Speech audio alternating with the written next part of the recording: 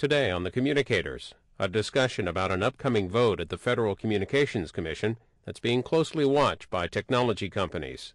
Our guest is Steve Sharkey of Motorola.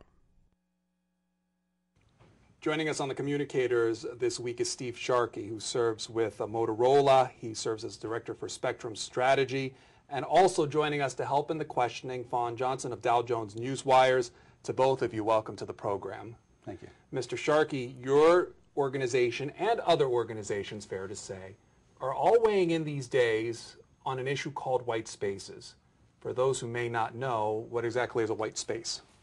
White space is use of the television broadcast spectrum in areas where it's not being used by the broadcasters. So if you look at how television stations use spectrum around the country, they kind of create holes they create coverage areas that are kind of circles around the country. Those are, in between those coverage areas, there are large areas where the spectrum is not used at all.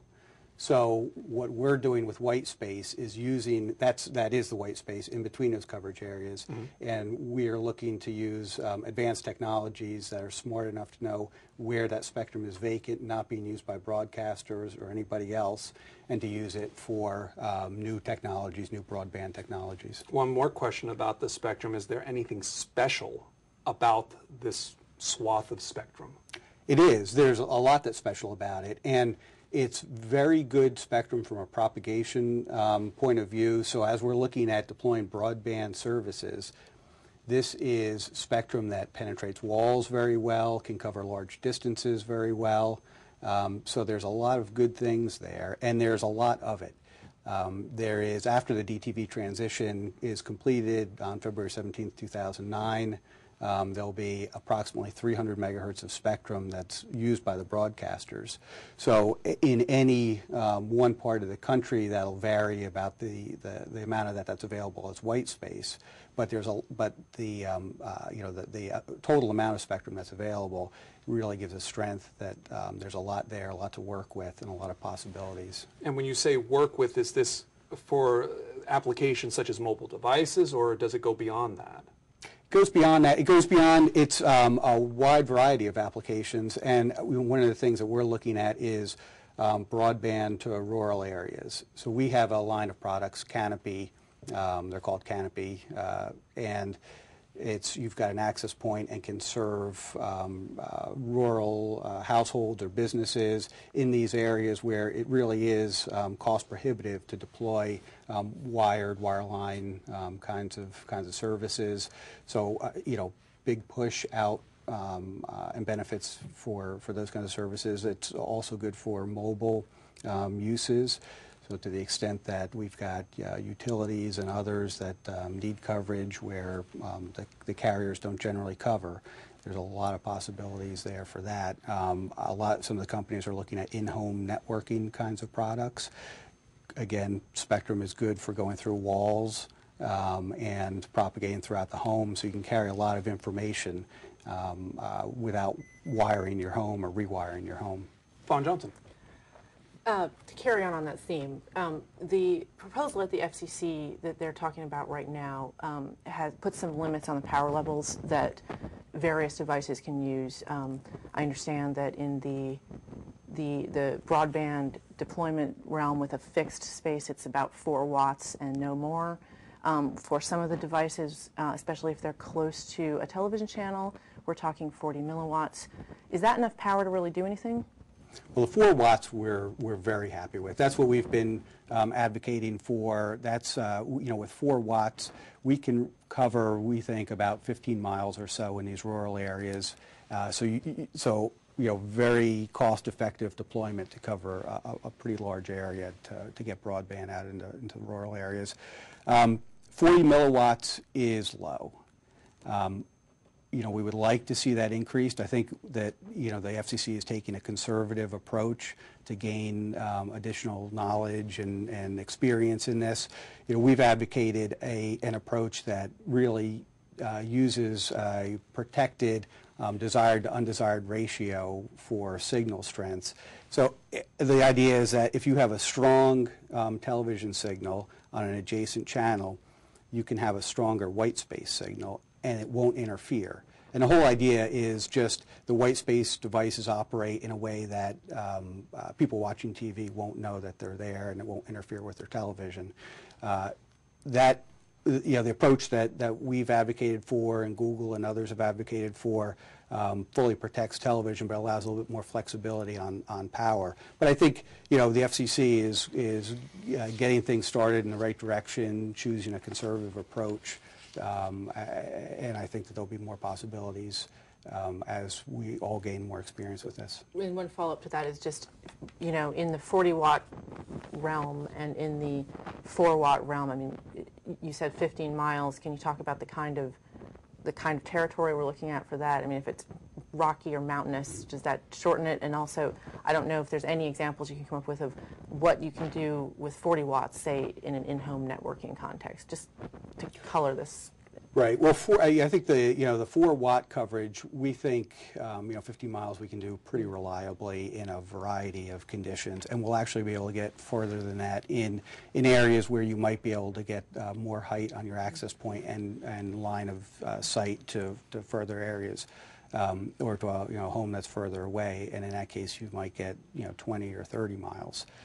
Obviously, in very rocky terrain or where there's a lot of blockage, that 15 miles could be reduced, but kind of on average, that's what we're looking at. The 40 milliwatts, a little bit hard, I think, to know how far that's going to reach in a home. A lot depends on the environment, the walls it goes through, but that's probably pretty good coverage through, a couple of rooms at least. So essentially you're talking about the ability to coverage, and that the white spaces would give you that. To step back a little bit as far as what the FCC has to decide about this, slated for November the 4th, as we said, what exactly do they have to decide? Well, they have to set the rules for using white space. So, I mean, these kinds of power, power limits and the protection that the television broadcasters or really the people watching the broadcast will get. There are other users of this spectrum. There are wireless microphones that operate in the spectrum and other lower power uses that are related to broadcast operations. So I think that what the FCC needs to do is set forth clear rules for white space devices to use the spectrum, what kind of protection is provided to the incumbents of the spectrum, and then they need to set up provide an equipment authorization procedure. So when we build a device, we don't just take it to market right away. It has to go through the FCC, make sure that it operates in a way that conforms to all of the FCC's rules, providing the necessary protection before it actually goes onto the market. And if I understand it correctly, the concern from those involved on the other side is that if these type of devices generate too much power, it might interfere with wireless microphones. It might interfere with broadcast reception. Is that the argument? And if that's the case, what is it about that argument you may disagree with? Right. So there's a couple of aspects of the argument. I mean, one is the amount of power that's used that could interfere. The other is how the protection is actually provided. So really, you can use a lot of power on a white space device as long as it adjusts itself and provides adequate protection. I think part of the confusion and dispute about what we're talking about on the regulations for white space is how is that protection afforded. We've been advocating a geolocation-based approach.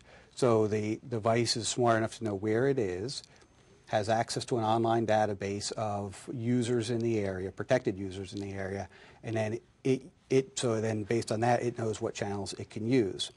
Very reliable protection. In the FCC's testing, it proved 100% reliable. And we have a picture of the device. Is this what was tested by the FCC? Right. So the device is kind of a large device that we provided, and it's very much a prototype device.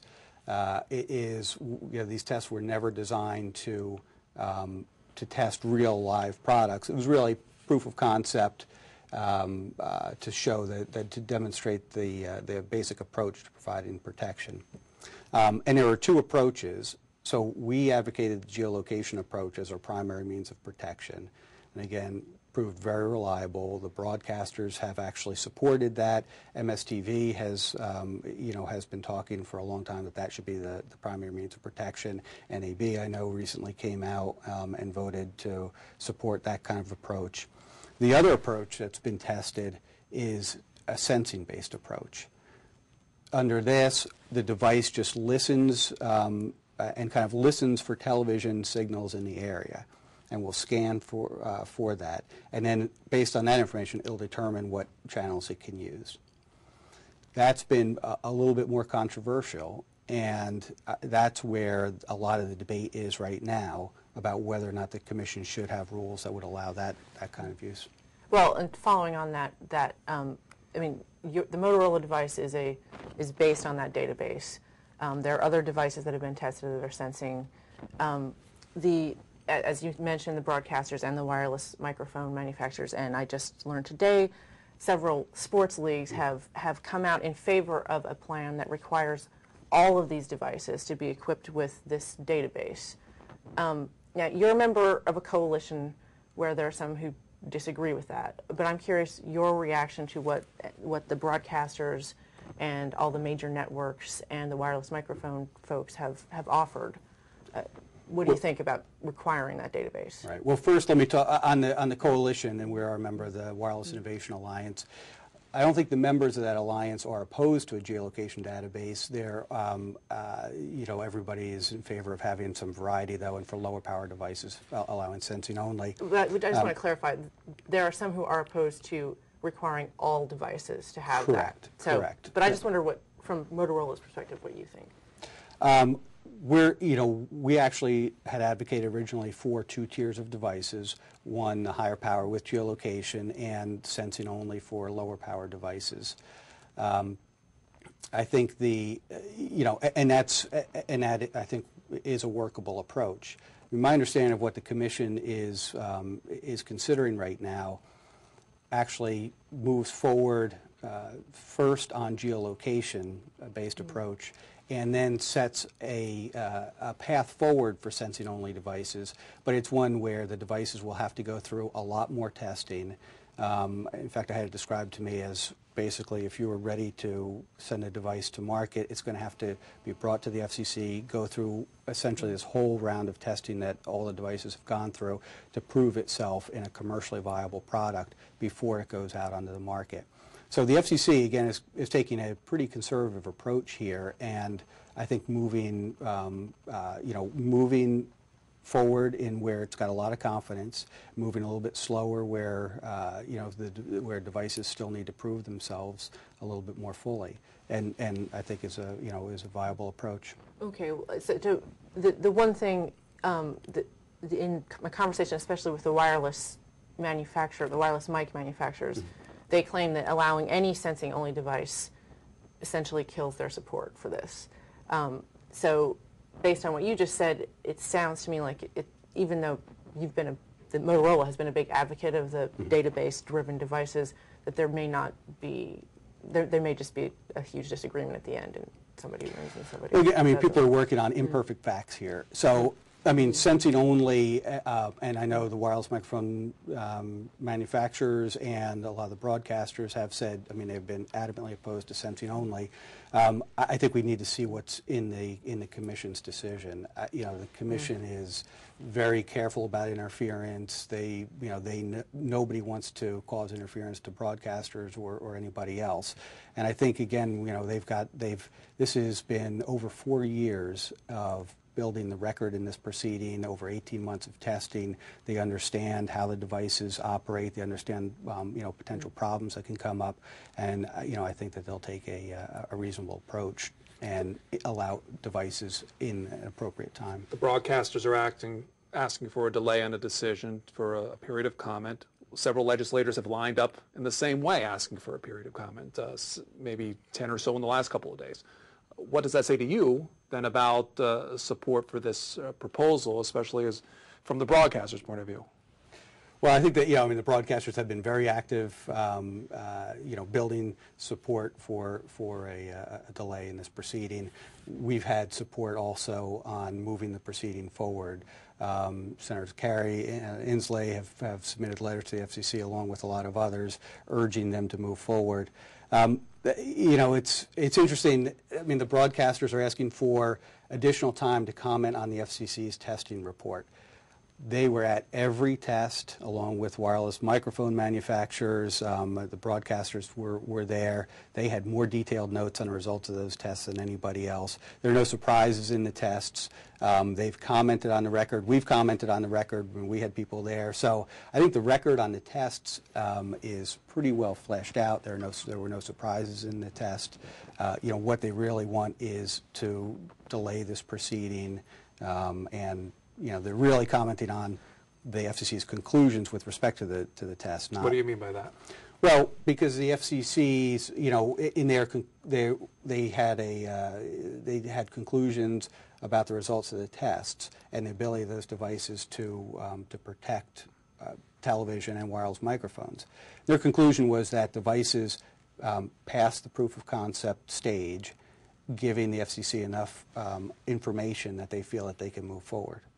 And again, it'll be geolocation as as kind of a first step with higher power devices and establishing some process for these sensing-only devices, which they've limited to a lower power at only 50 milliwatts compared to 100 milliwatts to 4 watts for geolocation-enabled devices. Well, I mean, just keeping with that theme, the broadcasters, I think, have called for even lower wattage. I mean, they claim that there's, and they're very worried, especially about anything that's next to one of their live channels. And my understanding is that, as you mentioned earlier, that 40 milliwatts is about as low as you can get before you can't really do much of anything. So they've been very active. I mean, can you gauge what kind of impact they might have on the FCC? I mean, certainly they've been active on Capitol Hill.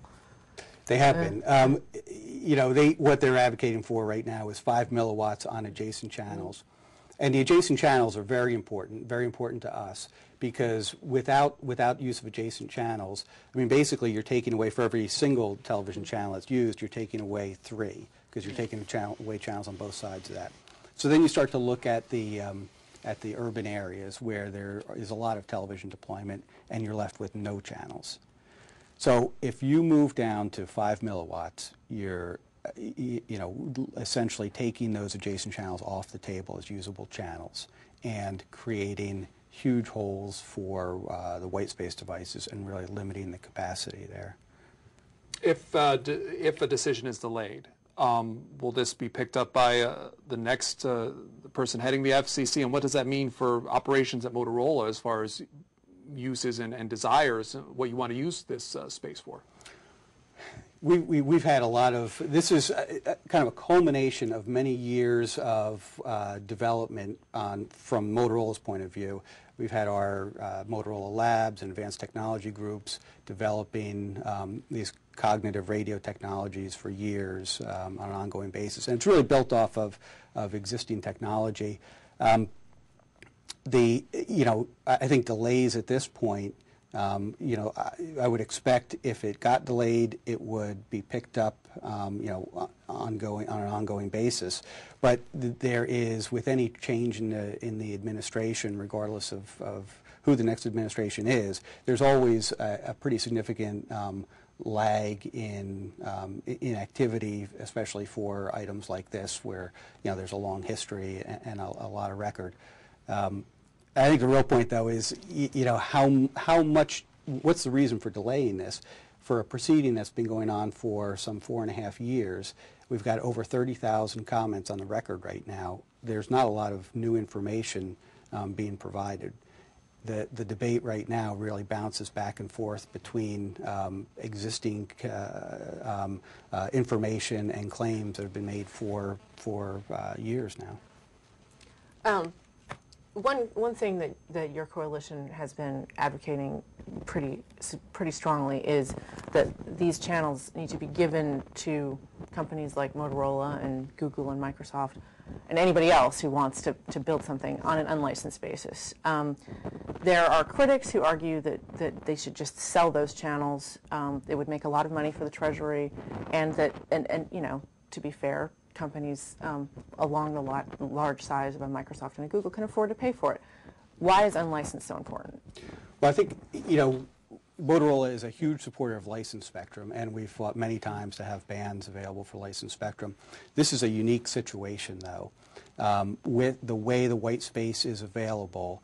And again, you kind of have that holes of coverage where TV operates. It creates a Swiss cheese effect. So the strength of the white space is because you have access to almost 300 megahertz of spectrum, only a portion of which is available in any particular area. Once you start to divide that up into smaller blocks of spectrum or smaller areas, suddenly you don't know if you've got spectrum in an area or enough spectrum in an area to operate a system under your license.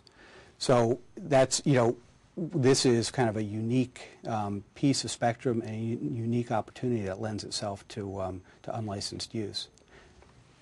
I guess just to push on that a little bit, it's particularly in the rural context where, as I understand it, there is a lot of white space and a lot of, you know, there's a few channels out there that are live from the television. Wouldn't it make more sense that at least in some of those areas to sell it and then to allow whoever wants to, whoever owns it to actually, you know, push much farther than 15 miles for an internet connection? I mean, there is a lot of spectrum in the rural areas in general, right? There's lots of spectrum that's been licensed in the rural areas, and you know, I think in this case, this is where, and you know, and we still don't see you know, the kinds of rural broadband deployments that we think this will enable. So this is really the way in those areas to get low cost broadband deployments. Meaning that people might not spend the money for the spectrum?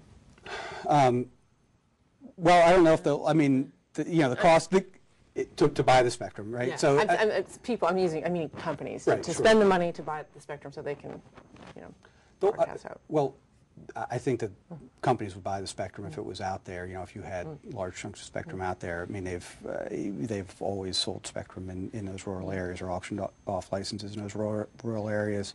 But again, you know, I think then it depends on the business case that's being used for. And here we have the opportunity to really enable a whole variety of different uses.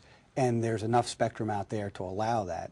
So you can have you know, innovative approaches to, you know, providing broadband and providing the in-home coverage that, you know, to connect things wirelessly.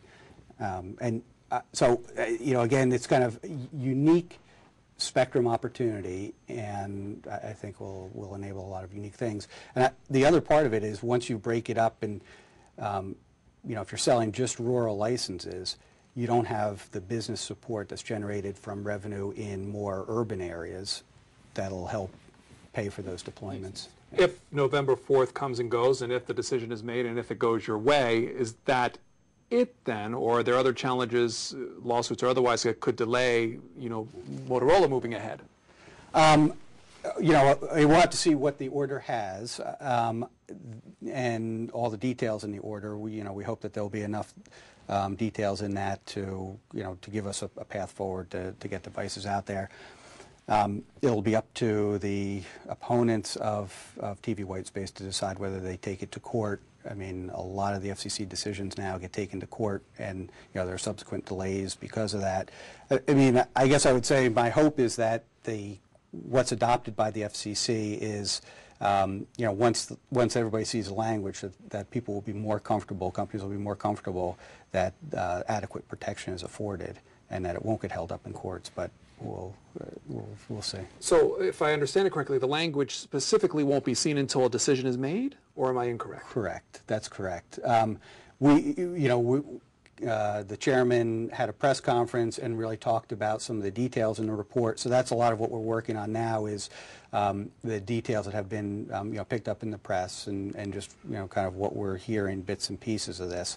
Nobody really has well, I mean, nobody's seen the language. Nobody has the full picture of exactly what's what's being proposed, and of course that can change right up until the time they adopt a decision. So we really won't know the final the final structure and final rules until we see text after it's been adopted. Is it significant that this vote could come on Election Day? It's an interesting day to have this. I don't know the chairman's reason for for choosing Election Day, but we're very happy that he's moving forward and moving forward quickly on this. The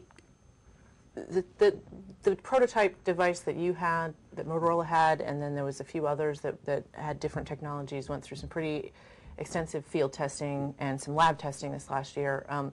My understanding is that the field testing was focused mostly on sensing, and that in heavily urban areas that it was hard to find any open channels, which is one of the things that the critics are pointing out in their filings to the FCC now. Can you talk a little bit about the chances they have of working in these these dense areas that have a lot of wireless mics, they've got a lot of channels? How are they possibly going to be able to find any space to broadcast anything? Well, we've done a lot of analysis on how much spectrum will be available in different areas, and we think that there are channels. I mean, we know that there are channels available, even in the major markets. As long as we've got access to the adjacent channels, there are channels available. One of the things about testing is we're testing in an environment where analog and digital television coexist. After the transition on February 17th, 2009, the analog stations go away. That clears up a lot of that capacity and channels. So you start to see some of those areas free up. So it's a very different picture when you do analysis before the transition versus after the transition. One more question. I guess just quickly, it's hard. I guess it's hard to know. One of the things that the critics have been saying is that we're operating on imperfect data here. What we have is we have devices that couldn't find any open channels in New York City. Is it reasonable then to say that maybe we should wait until there's actual data about the actual channels available after the analog signal has gone away? Well, I mean, the purpose of the test was to understand how sensing works, as well as geolocation. I mean, most of the devices were sensing-only devices. Right. Our geolocation device performed very well, and if you look at the report, it's kind of 100% reliability. The fact, just waiting until we see devices operate to even adopt rules doesn't really make sense. I mean, we know the basics of how it works. We know how they work. Devices performed a little bit differently than each other in the tests. But again, what the FCC is doing is setting up, at least my understanding is that they're setting up a regime where devices won't be made available, the sensing-only devices won't be available until they really do go through a whole nother round of tests. But the important thing here is the FCC is establishing kind of what are the ground rules for that.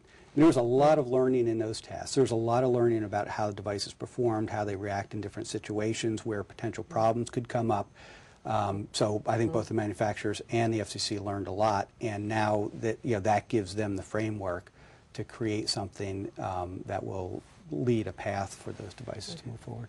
We have, there are a lot of opinions on this issue. We plan to hear from other opinions on this issue, but for now, Steve Sharkey of Motorola, thank you for your time. Great, thank you. And also Fawn Johnson of Dow Jones Newswires, thank you. And thank you both for being on the Communicators. Thank you.